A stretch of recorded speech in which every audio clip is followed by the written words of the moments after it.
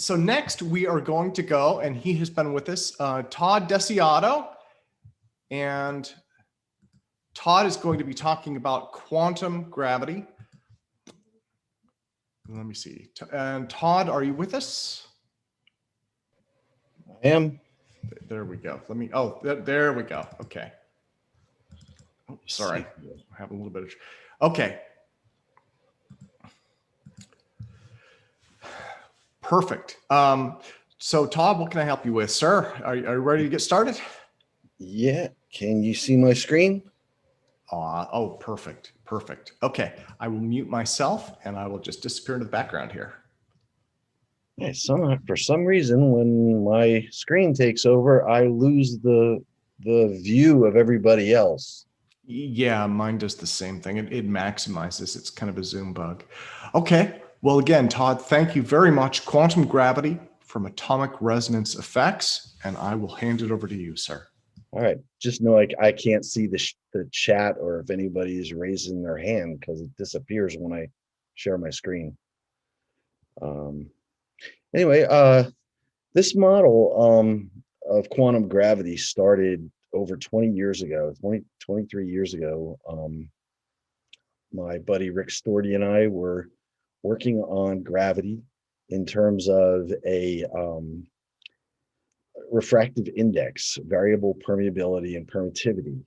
And we used this refractive index model, and about the same time, Hal Puthoff published a paper about the polarizable vacuum model. And we kind of worked in parallel, not really together, but in parallel, came up with very similar models. Over the years, though, I continued where Hal stopped, and I have brought this to a quantum level where, using some of Hal Puthoff's more recent papers on quantum ground states and a lot of information from Peter Maloney about the 0-point field and the quantum vacuum. Now, part of this comes about from having a similarity in dimensional analysis, and from Einstein's equivalence principle, accelerated reference frame is equivalent to a gravitational field, at least over a small enough area, volume. So from that, we use this idea of similarity to investigate various models of gravity that, and in looking for a way of engineering using, modern technology, not something that doesn't exist yet, in ways of affecting gravity. And what I have here is pretty much a culmination of that research over the past 20 some years. So it starts out with the notion of quantized magnetic flux. Here, phi naught is the quantum of magnetic flux, which comes from studying of superconductors. And when they say you have a pinned flux in the superconductor, this is what they're talking about. These are the quantum flux lines that get pinned in the superconductor. And it's basically Planck's constant over the unit of charge. Resistance, quantum of electrical resistance. I bet you didn't know resistance was quantized, but h bar over e squared is the quantum of an ohm, or ohms. I shouldn't say it's not 1 ohm, but it has resistance, electrical resistance. And scalar magnetic flux, as Richard talked about last week, is a real field that exists, and it was shown to exist by the Aharonov-Bohm effect, or Bohm effect, and we know this is true. And so we use this phase shift to describe gravity. And if you think about it, when you have the action, and I don't have this on the slide anywhere, but when you have the action, and in the Aharonov-Bohm effect, the electron adds a phase shift. Well, if you apply a metric other than a flat Minkowski metric to that equation, all it does is add more phase shift. It doesn't do anything else. The metric just changes the phase shift of the wave function, just like the Aharonov-Bohm effect. There's that similarity I was referring to. So scalar magnetic flux plays a very important role here. And you can see that in a electromagnetic gauge potential, looking at the magnetic gauge potential in particular, the initial gauge potential is modified by the gradient in the scalar flux. So the gradient in the scalar flux is non-rotational. So when you take the curl of the gauge potential, it plays no role in generating a magnetic field. And so, but that flux, what I'm proposing here, and this is the one of the primary assumptions, is that scalar flux is real and that it does not affect E and B, our electromagnetic fields, but it does affect the gauge potentials, or the electromagnetic potentials, as I like to say. So here's a picture, courtesy of MIT, showing magnetic flux passing through a superconductor, and you can see at different flux densities around the graph, the flux lines get tighter and tighter. So for an electron, we're going to think of scalar magnetic flux as the photons in the 0-point field, or at least part of them. Doesn't have to be all of them, but it's contributed from the 0-point field. And if you want to think of it in terms of Mach's principle, this is the summation of all the other magnetic fields in the universe, all conspiring to affect this electron we're talking about here. So assuming that the rest energy of a fermion, electron, a quark, can be written as mc squared is equal to Planck's constant times a frequency, where that frequency is the Compton frequency, then we assume that the frequency is a Larmor precession. This is an assumption, but we're going to look at this assumption, and then we're going to say that this point-like electron, which is how an electron is described in QED and from scattering experiments, it's extremely small. But when it's interacting with the vacuum or an atom, it looks like a cloud shown here. And essentially that point is being bombarded in every direction by the 0-point field and its own re-emission or radiation reaction. So that process of emitting and absorbing photons from the 0-point field essentially inflates this point-like particle to a cloud. And according to Maloney and experiments, the cloud is on the order of the Compton wavelength. So the size of the cloud is the Compton wavelength, and that Compton wavelength comes about by a point-like particle being bombarded by photons from every direction to inflate this cloud to this size. And, using the equation for the Larmor precession and the charge to mass ratio or gyromagnetic ratio, we get a Tesla field at the scale of an electron of 4.4 billion Tesla, enormous amount. But you can do the calculation, and if you take the area of a Compton wavelength squared, we're only talking about 25 flux lines at any given time passing through that area. In the 0-point field, the statistical average of the magnetic flux is 0. So where it's not 4.5 billion Tesla, it's 0. But the instantaneous bombardment of that point-like particle sees flux lines that are on the order of this 4.4 billion Tesla. Now, electromagnetic flux, we said, was Planck's constant divided by the electric charge, Well, what does that mean? That here, it means that this is angular momentum per coulomb. So angular momentum per unit of charge. That's what magnetic flux is in terms of, its physical effects. It's the angular momentum of the charges. And so what is gravitomagnetic flux? Well, it turns out it has units, and remember I mentioned dimensional analysis, it has units of frequency or hertz, but really hertz breaks down into the angular momentum per unit of mass. So again, to convert from magnetic flux to gravitomagnetic flux, all you need is the gyromagnetic ratio, or the charge to mass ratio of the particle.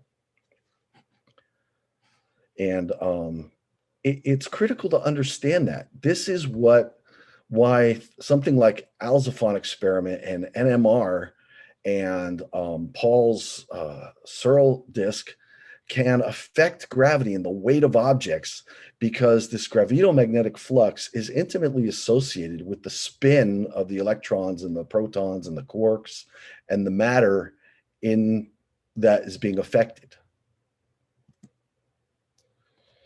So in the paper that's being published in the proceedings from the Estes Park workshop from September,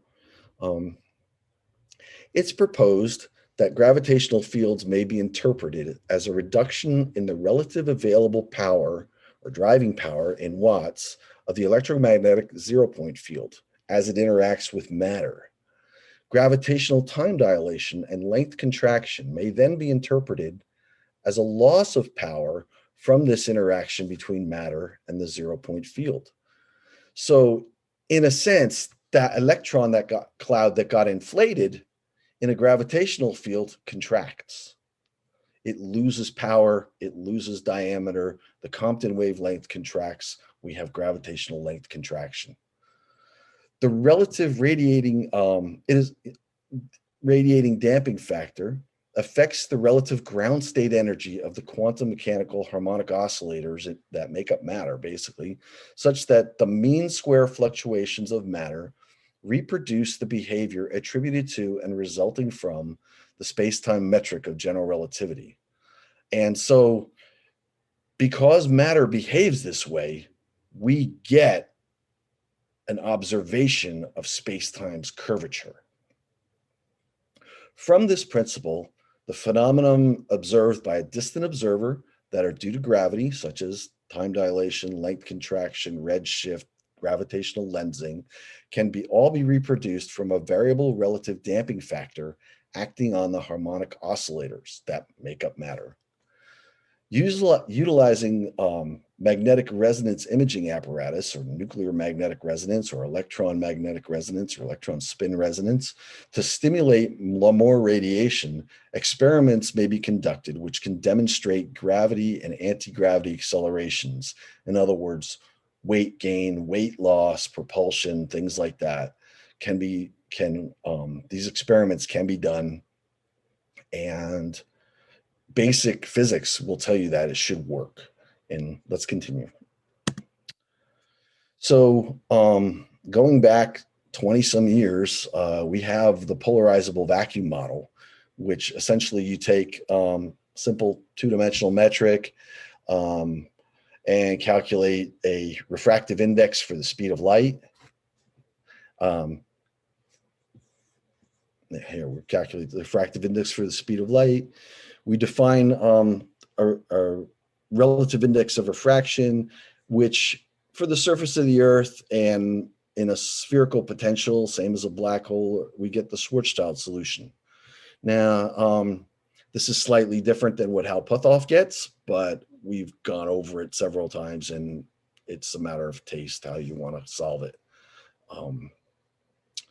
But because it produces the Schwarzschild solution, or Hal solution, which is an exponential decay, then all the experiments such as the perihelion of Mercury, gravitational redshift, time dilation, gravitational lensing, all those things, all those experiments don't change. They're predicted just with this polarizable vacuum model just as they were with general relativity. And so those experiments support this model just as they do support general relativity. But here's where my latest research comes in, and that is that instead of the refractive index, which really doesn't help us to engineer anything in a vacuum, we now look at it as a relative damping factor. And so the radiative damping interpretation of general relativity is we define a relative damping factor in terms of power loss. As I said, gravity is power loss. So power, subtracting a small loss amount, which is this zeta squared, and zeta squared is what Jack would call the susceptibility. And again, Jack just took the permeability and permittivity that Hal and I were talking about for 20 years and turned them into tensors, fourth rank tensors or zero rank tensors, however you want to put it, once you multiply them together. But essentially, he took that idea and expanded it into tensor math. Not sure that helps engineering any, but it does give him something to do. Anyway, what it turns out in this model, the speed of light and power are covariant. And what I mean by that is if you affect the refractive index or you affect the radiative damping factor, it'll affect the power in the same exact way. It'll affect the coordinate speed of light. So that refractive index changes, the coordinate speed of light changes, but it's exactly the same. Power and the speed of light vary the same way with a change in damping or change in the refractive index. So if you're looking at it from far away and you see an object falling into a black hole and you see its clock starts running slower and the object is contracting, its power is getting lower, the speed of light is getting slower. So from far away, it looks as though it's slowing down because it's losing power. And so that's the whole premise here.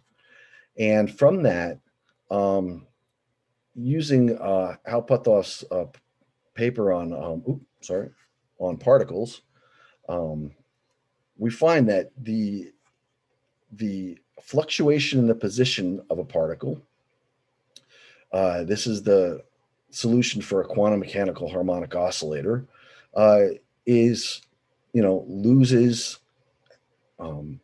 loses by this damping factor as which would be like 1 over k, but the velocity squared loses power like 1 over k squared, or this factor squared, and acceleration is to the cube to the third power, but mass is 1 over the third power.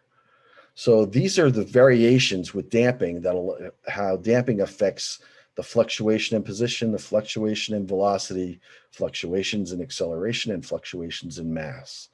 And these are the same mass fluctuations that like Jim Woodward talks about. And this is why he can make it vary. But power comes about by the quantum fluctuations in power come about by multiplying these three expectation values together, which gives you the square of the above equation from up here. And that's how, power and the speed of light and velocity and acceleration and mass are all affected by radiative damping due to Larmor precession.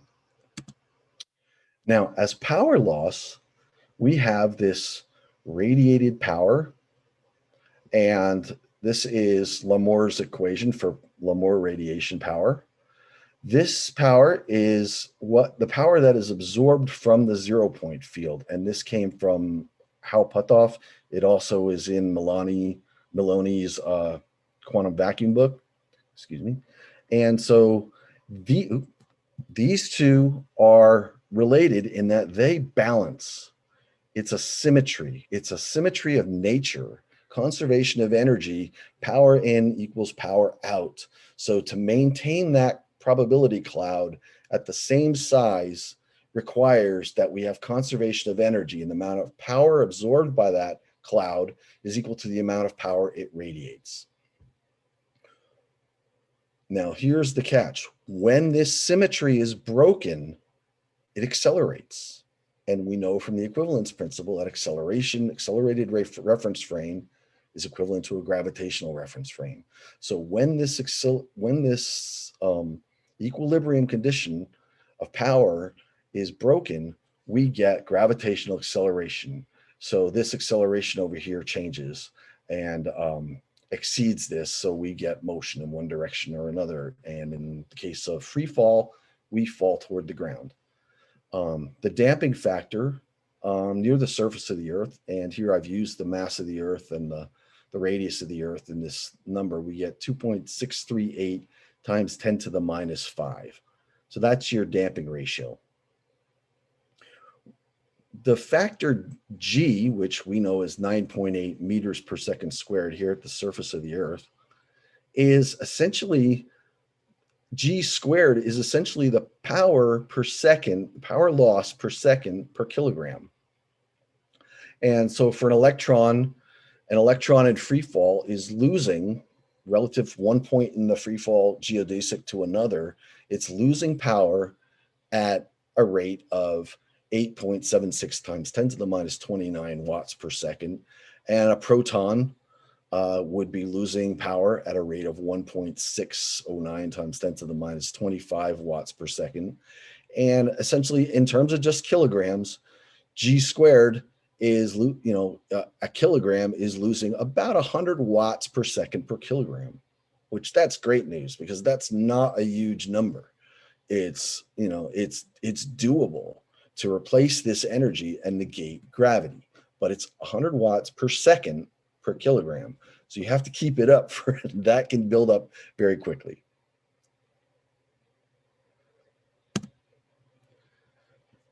So how do we use this to derive gravity in an experimental way that we can test it? So we have the energy is offset by this factor, and this is from the polarizable vacuum model, and it's just we're losing energy. So we have this factor here, and we have our gravitational potential energy, and so there has to be a gradient in the potential in order to get G as 9.82 meters per second squared. And so if the gyromagnetic ratio or charge to mass ratio of an electron is held constant, then that energy is essentially Planck's constant times the Larmor equation for the frequency. And so we can generate a force on the subatomic particles, quarks, electrons, protons, by having a variable or a gradient in the magnetic scalar flux. So the magnetic scalar flux density has a gradient, not a direction. The gradient has a direction. In this case, it's radial, but the scalar flux itself does not have a direction. It's a scalar. So we have a gradient in the scalar flux, which generates a force on the quantum particles that expands and contracts the volume. Like if it moves up, the volume of the probability cloud expands. If it's falling down, it contracts, which is what the Ricci scalar does in Einstein's equation. So it controls the volume of matter. And so with the Ricci scalar, this just derived why that is. Okay, so acceleration is, in terms of gravity, is damping. So when you have the scalar magnetic flux, we have to imagine that the scalar magnetic flux density is higher up above than it is down below. And so there's a gradient there that increases the value of the scalar magnetic flux as you go up. This relates to the frequency change that we call time dilation, is that if the particle is falling down, its Larmor precession frequency is decreasing. And if it's going up, the Larmor precession frequency is increasing. So for every subatomic particle, this is happening, and this is why you have to do work to lift things. This is what you're actually putting energy into the spin of those particles as you attempt to lift them. And essentially that energy that causes free fall is coming from the matter itself. And it's always said in general relativity that it doesn't conserve energy. Well, this is why this part of it isn't being explained. It's being, wished away basically by a geometrical interpretation that wants to, keep space-time curved. Here, I don't need space-time curvature. That's all gone. It's what you measure with a ruler and a clock that expands and contracts or changes rate according to the background scalar magnetic flux. And so in that sense, general relativity and the geometric interpretation of space-time is just that. It's an interpretation. And this is a different interpretation. You don't want to mix the two. You don't want to say, you don't want to do this quantum mechanics in a curved space-time background that's redundant. So you want to derive the curved space-time background from the quantum mechanics, and that's what I'm attempting to do here. So, this slide basically comes down to saying that we have the refractive index is the ratio of magnetic flux at one point relative to wherever you started, the initial flux value. And so that's what will determine whether your refractive index is increasing or decreasing, or if you're going uphill or downhill. This is a really good slide. It just shows that to control magnetic resonance, the random spins, you apply a magnetic field and all the particles line up, but regardless of all the particles lining up in a magnetic field to do resonant experiments, the lowest energy state is still when they're random. All right. So I did a little calculation here. It's a back of the envelope calculation of what is the gradient in the magnetic flux density, the scalar magnetic flux density at the surface of the Earth for an electron that an electron would see. And essentially, mass of electron and the gyromagnetic ratio, and we get the Compton frequency.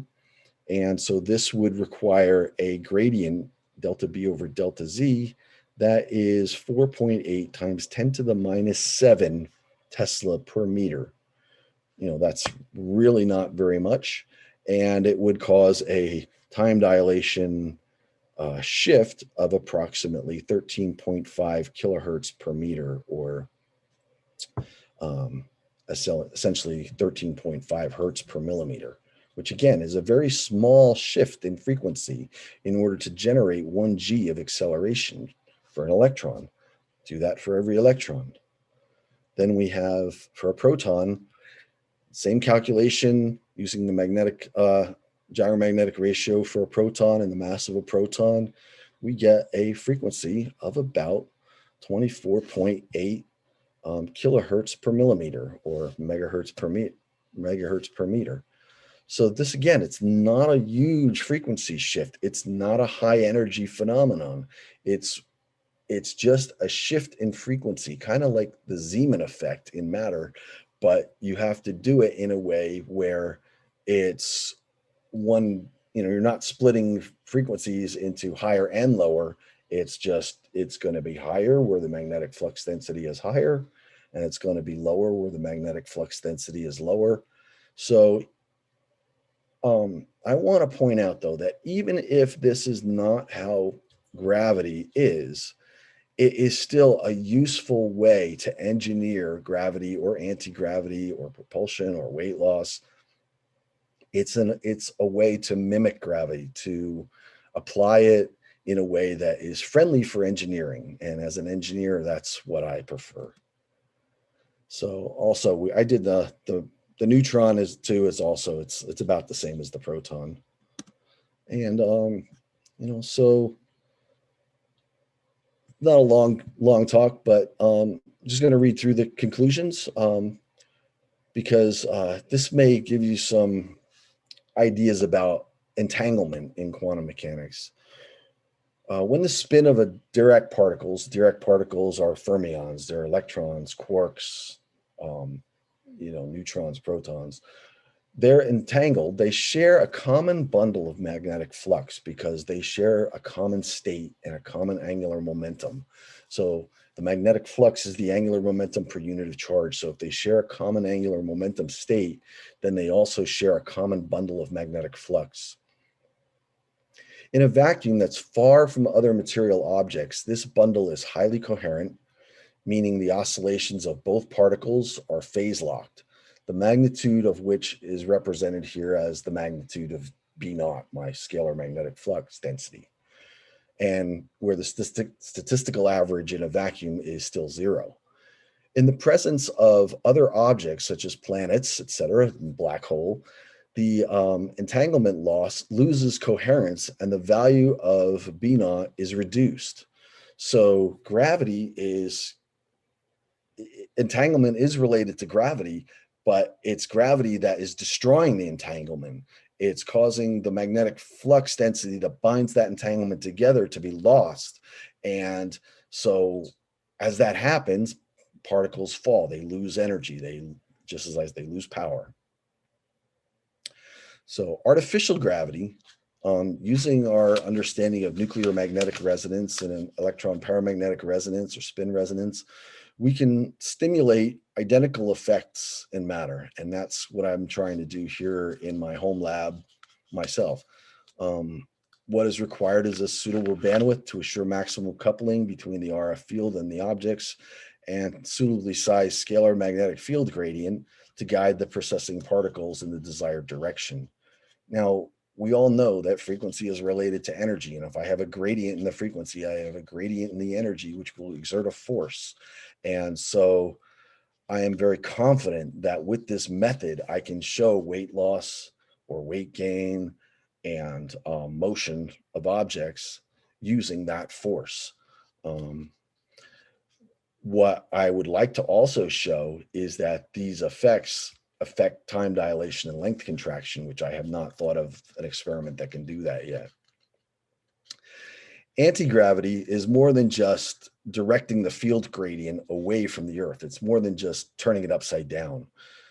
In a real anti-gravity field, the power that drives the point-like charge of an electron to inflate to a probability cloud the size of a Compton wavelength needs to be amplified to overinflate the particle. So in a sense, that cloud has to get bigger. This is what happens when we lift objects up. They're going to a lower damping. The power symmetry is different, and the particle inflates, and as it falls down, it contracts. So to have anti-gravity, you literally have to inflate it. And if any of you are Star Trek fans, you may remember on Star Trek Voyager, they had a really good graphic when the ship goes to warp. It stretched into the distance and then flash a light and it was gone. That's the effect of warp drive. It's the ship expands, everything about it, anti-gravity, you're raising the speed of light, you're increasing the power, it inflates the ship, the whole ship stretches into the distance and is gone. That's the way warp drive is going to work. The distance between point A and point B in space-time is shorter because the ship is longer. Anyway, so again, instead of length contraction, we have length expansion. Instead of time dilation, we have time accelerating and frequencies increasing. Matter becomes less dense. Now, this is a key point because warp drive requires exotic matter. And exotic matter, according to general relativity, it's not antimatter, it's not negative energy. People get that confused all the time. It's negative energy density, a density of energy in matter that is less than what it normally would be. So this negative energy density comes about by when you inflate that cloud of the particle and all the particles on the ship, that volume is increasing faster than the amount of energy you're putting in. So the density goes down as the ship inflates. And so that's the nature of exotic matter in warp drive. And the whole notion of, oh, I'm contracting space in front of the ship and expanding space behind the ship is a backwards interpretation caused by a geometric interpretation of space-time, as opposed to a physical interpretation of how matter is affected by gravity. And I hope I made that clear. That's pretty much the end of the talk. Wonderful. Todd, thank you so much. So let me do this. Let me unmute everybody and let's give you an enormous applause. Thank you. Hey, thank you. Thank you again, Todd.